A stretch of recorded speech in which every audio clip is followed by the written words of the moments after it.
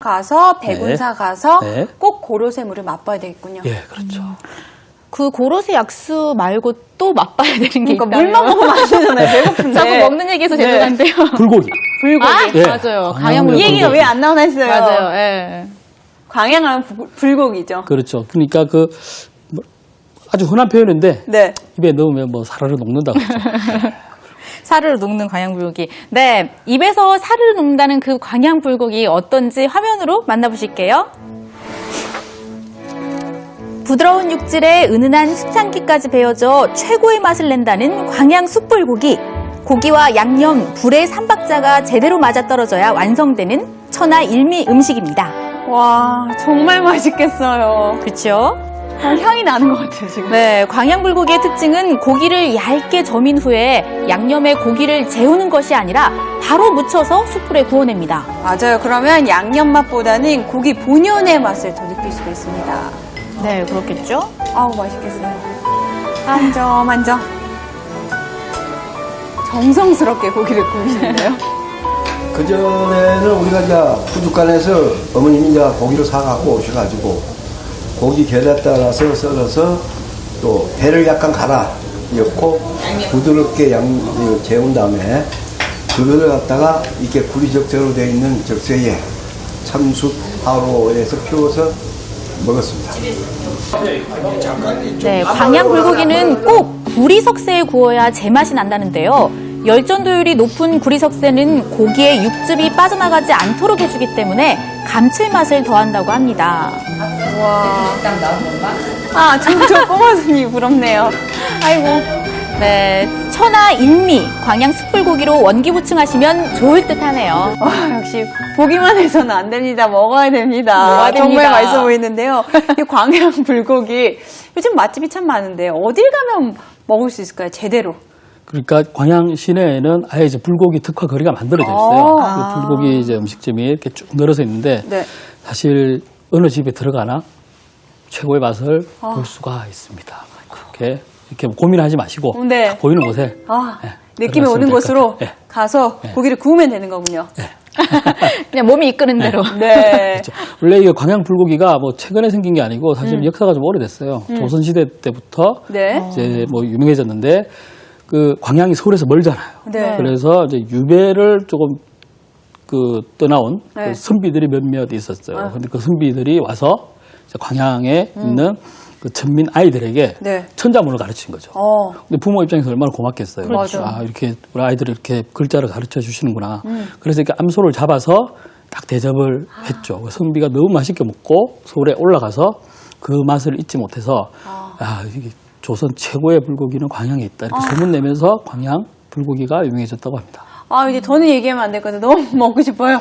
자, 그럼 광양에 또 어디를 가면 좋을지 좀 얘기해 주시죠. 예, 제가 또 여행 다니면서 빼놓지 않고 가는 곳이 있는데 네. 바로 재래시장입니다. 요즘 참 재래시장 많이 다니시더라고요. 재래시장. 그렇죠. 또 뭐 요즘 들어서 또 재래시장 갑자기 이게 좀 서서히 살아나는 그런 것도 있고 또 지방마다 독특한 재래시장이 있는데요. 광양에도 재래시장이 있습니다. 네, 맞습니다. 그래서 제가 준비했습니다. 네, 옛 정치가 그대로 살아있는 광양 재래시장 화면으로 만나보시죠. 이곳은 광양의 전통시장입니다. 와, 파란색 지붕들이 참 인상적이에요. 네, 그렇죠. 저곳이 모두 장터예요. 오, 규모가 상당히 크네요. 네. 아, 역시 재래시장. 장날이면 상인과 손님들로 북새통을 이루는데요. 그야말로 없는 게 없습니다. 뭐 저렇게 신선한 제철 채소를 사려는 손님과 상인의 가격 흥정 모습도 쉽게 찾아볼 수가 있고요. 네. 없는 게 없다는 이곳에 신기한 곳을 발견했어요. 어딘지 아시겠어요? 대장간? 네, 보기 드문 대장간입니다. 예전에는 농기구가 무뎌지면 이렇게 대장간에서 수리를 해서 사용했다는데요. 사라진 옛 정치를 이곳 광양에 오시면 만나보실 수가 있습니다. 와, 대장간이 아직도 있다는 게 정말 신기하네요. 그죠? 네. 작가님, 이런 재래시장 가면 꼭 이거는 봐야 된다 하는 것들 있나요? 일단 뭐 다양한 먹을거리들 네. 일단 먹어야 되고요. 그리고 대장간이나 이런 것처럼 지금 뭐 마트나 네. 그 할인점에서 볼 수 없는 이런 풍경이 남아 있고 그리고 봐야 할 것보다는 느껴야 할 것. 느낄 거리. 정, 정. 인심인데 보면 이제 저도 취재를 하고 사진을 찍다 보면 네. 물건을 사게 되는데요. 네. 사다 보면 많이 깎아주세요. 어. 깎아주시고 그리고 덤을 많이 주시잖아요. 근데 이제 저는 또 혼자 취재를 가거나 이러면 그렇게 많이 필요가 없거든요. 네. 그래서 덤 안 주셔도 됩니다 하는데 할머니 또 주셔. 오히려 반대가 된 거죠. 저는 손님은 안 주셔도 돼요. 할머니는 더 가져가. 이런 식으로 막 다툼이 재밌는 기분 좋은 다툼이 일어나기도 하죠. 우리는 많이 가져올 것 같은데. 그러니까요. 저는 또 재래시장 저도 정말 좋아하거든요. 네. 근데 저 같은 경우는 시장 가면 꼭 사는 게 있어요. 뭐요? 뭐라고 할까, 편하게 입는 어머님도 입으신 바지? 월남 치마라든지 뭐 그런 바지 있잖아요. 네. 그거 정말 편해요. 네. 그거 하나씩 입고 시장 돌아다니면은 더 많이 주세요. 그거 입고 돌아다니면은 우리 동네 민지 사람인 씨라는 줄 거. 알고, 네, 동네 사람인 줄 알고 더 먹을 것도 많이 주시고 깎아주시고 하시더라고요. 네, 이번에는 마지막 여행지 가볼 시간입니다. 마지막으로 둘러볼 봄꽃 여행지 어딘가요? 일단 봄을 대표하는 꽃인데요. 벚꽃입니다. 벚꽃. 저 마지막 벚꽃 퀴즈. 너무 좋아요. 네. 어딜까요? 벚꽃으로 가장 유명한 진해? 진해. 제가 말하려고 그랬는데. 진해요. 네, 맞습니다. 예. 죄송합니다. 벚꽃을 너무 좋아해서요. 네. 예, 일단 진해 하면 벚꽃인데요. 네. 4월 1일부터 4월 10일 요 무렵 올해도 요 기간에 열리는데 이제 대한민국 최고의 벚꽃 축제인 군항제가 열리죠. 군항제. 정말 이 진해 인구가 한 16만 정도인데 네. 이 기간이 거의 한 250만에서 300만 명 정도가 찾아든다고 합니다. 사실 뭐 4월 초부터 말까지 그냥 내내 군항제 기간이라고 보시면 되는데요. 그러니까 이 기간 동안에는 진해에서 아주 이제 보기 힘든 네. 그걸 볼 수가 있는데 그 진해 해군 사관학교가 일반에게 우와. 개방되거든요.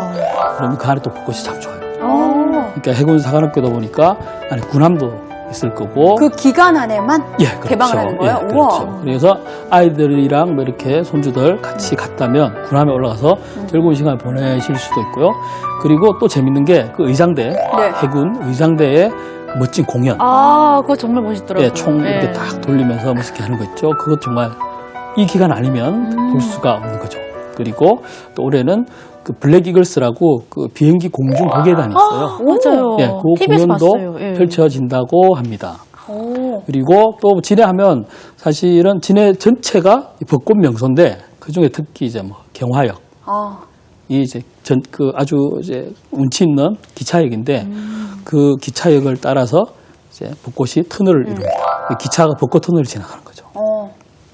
이때 되면 이제 전국에서 이제 사진 작가들이 몰려 들어가지고 또 사진도 많이 찍고요. 네. 그리고 또 여자천이라고 1.5km 길이의 진해를 가로지르는 천변이 있어요. 그 천변에도 이제 이렇게 벚꽃이 많이 열리거든요. 낮에도 좋고 가로등 불에 빛나는 벚꽃나무도 볼만하고요. 꼭 한번 가보시라고 권해드립니다. 정말 얘기 들어보니까 꼭 한번 가야 될 것 같은데, 그런데 사실 또 진해까지 가기 좀 힘들다 하시는 분들을 위해서 일단 서울에서 좀 즐길 수 있는 곳 같은 경우는요, 제가 벚꽃을 좋아하다 보니까 몇 군데 알고 있습니다. 일단 국립극장 뒤쪽으로 남산 산책로가 연결되어 있는데요, 그곳이 참 보기가 좋습니다. 그리고 북악 스카이웨이, 드라이브들 많이 다니시는데 말고도 북악 산책길이 조성되어 있으니까요, 그건 역시 가보시면 좋을 것 같습니다. 또 어디 벚꽃길, 서울 이외의 지역 있을까요? 진해 말고요.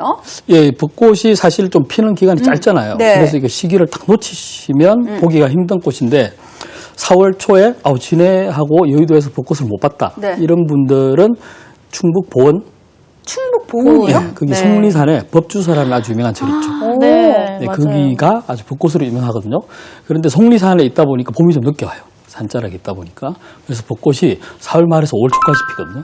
그게 늦게까지 피네요? 예, 그렇죠. 그러니까 요때 이제 지금 벚꽃 구경 놓치신 분들은 속리산 법주사 가서 네. 절집하고 어우러진 벚꽃 풍경이 아주 또 볼만합니다. 같이 보시는 것도 아주 좋습니다.